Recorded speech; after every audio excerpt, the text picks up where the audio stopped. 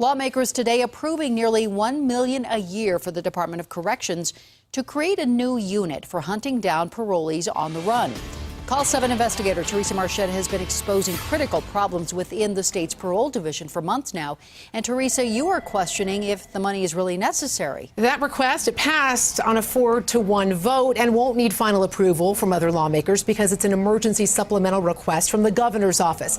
I'm wondering how a division that has demonstrated such poor management of resources, fresh off firing their parole director, can be trusted with an additional $1 million of your dollars. Turns out I'm not the only one.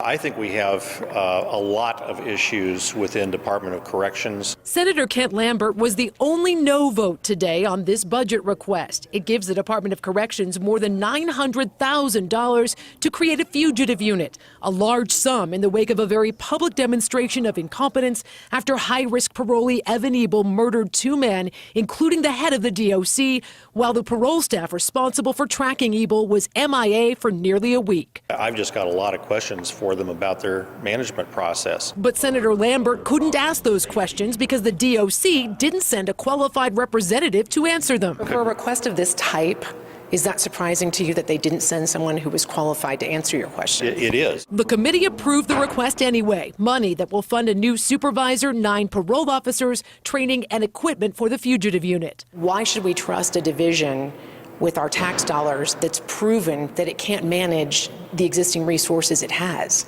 Well, I would agree with that, but I don't think it's just parole. I think it's the whole corrections system. Lambert not convinced the problems that led to the deaths of 2 men are the result of inadequate resources, as the DOC contends. We spend more in our general fund as a percentage of our general fund in Colorado than any other state on the cost of of corrections in general.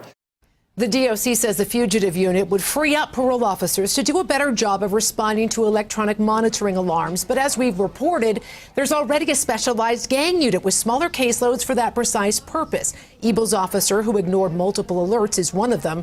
There's also a special response unit that receives extra funding for tactical training, but is rarely utilized. I'm CALL7 investigator Theresa Marchetta.